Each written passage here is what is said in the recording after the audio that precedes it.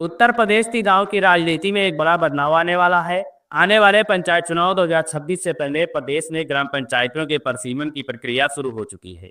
यह प्रक्रिया सिर्फ सीमाएं तय करने की औपचारिकता नहीं है, बल्कि यह तय करेंगे कि आने वाले चुनाव में किस गांव की राजनीति किस दिशा में जाएगी, किसका क्षेत्र बढ़ेगा, किसका घटेगा और किस नए चेहरे को मौका मिलेगा। नमस्कार, आप देख रहे हैं केतक न्यूज। मैं हूं अंकित सिंह। दरअसल पंचायत चुनाव 2026 को ध्यान में रखते हुए प्रशासन ने ग्राम पंचायत, क्षेत्र पंचायत और जिला पंचायत के प्रादेशिक निर्वाचन क्षेत्रों के परिसीमन की प्रक्रिया शुरू कर दी।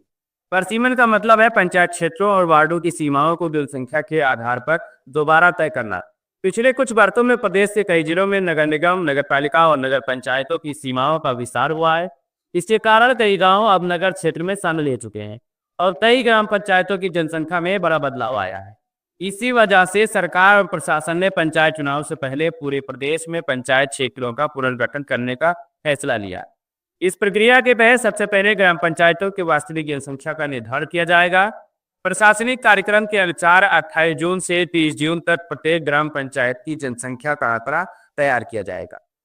यह वही आधार होगा जिसके आधार पर आगे वार्डों की सीमाएं और पंचायतों का ढांचा तय होगा। इसके बाद 1 जुलाई से 3 जुलाई के बीच प्रशासन द्वारा प्रस्तावित परिसीमन सूची जारी की जाएगी। इस सूची में साफ बताया जाएगा किस ग्राम पंचायत में कितने वार्ड होंगे, किस वार्ड की सीमा कहां से कहां तक होगी और किन गांवों को किस पंचायत में शामिल किया जाएगा। यह सूची सार्वजनिक की जाएगी ताकि आम लोग, जनप्रतिनिधि और संभावित प्रत्याशी इसे देख सकें। इसके बाद शुरू होगा सबसे अहम चरण। 4 जुलाई से 8 जुलाई के बीच इस प्रस्तावित परिसीमन पर आपत्तियां और सुझाव लिए जाएंगे।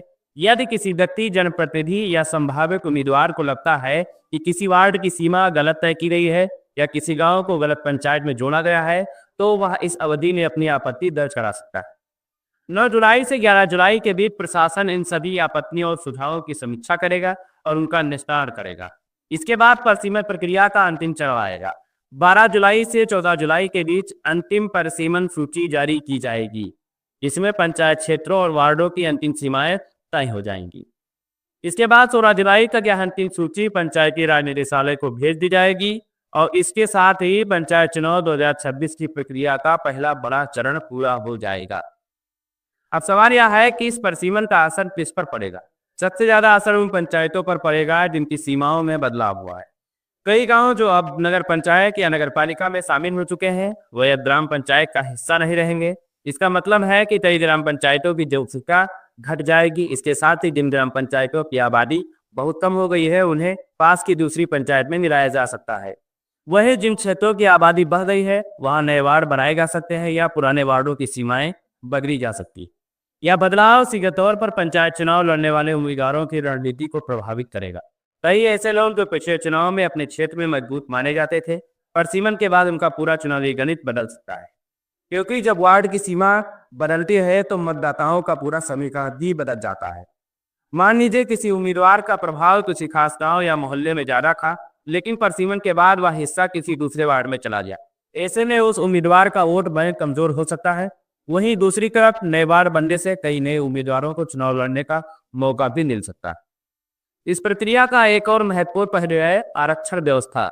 परिसीमन के बाद पंचायत सीटों का आरक्षण तय किया जाएगा, यानी कौन सी सीट सामान्य होगी, कौन सी सीट अनुसूचित जाति, पिछड़ा वर्ग या महिलाओं के लिए आरक्षित होगी।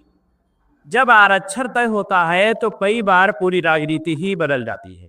कई जगह ऐसे भी उदाहरण देखने को मिलते हैं जहां कोई सीट कई वर्षों तक एक ही परिवार या एक ही समूह के पास रहती है, लेकिन जैसे ही आरक्षण बनता है वहां नया नेतृत्व सामने आता है। इसलिए परिसीमन और आरक्षण दोनों मिलकर पंचायत चुनाव के राजनीतिक समीकरण को पूरी तरह बदल सकते हैं।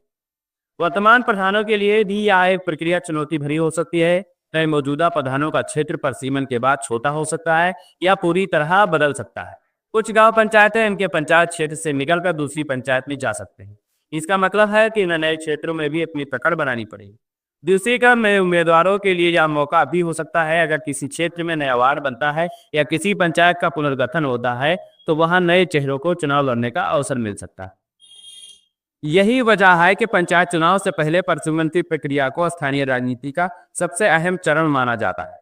राजनीतिक विश्लेषकों का मानना है कि अगर यह प्रक्रिया समय पर पूरी हो जाती है तो उसके बाद आरक्षण तय होगा, फिर मतदाता सूची का पुनरीक्षण होगा और उसके बाद राज्य चुनाव आयोग पंचायत चुनाव की तारीखों की घोषणा करेगा।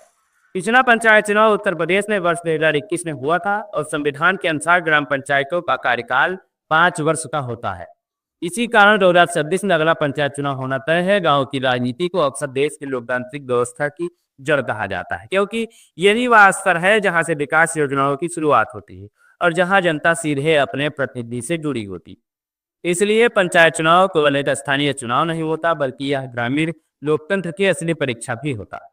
आने वाले महीनों में परसीमन आरक्षण और मतदाता सूची से जुड़े कई बड़े फैसले सामने आएंगे। उनके साथ ही उत्तर प्रदेश के गांवों की राजनीति भी धीरे धीरे गर्म होती नजर आएगी।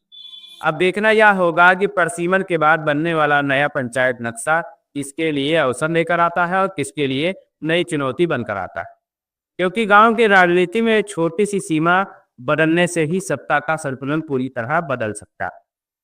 तय है कि पंचायत चुनाव 2026 की असली कहानी अब शुरू हो चुकी है और आने वाले दिनों में गांव की चौपाल से लेकर राजनीतिक गलियारों तक इसकी चर्चा तेज होने वाली है।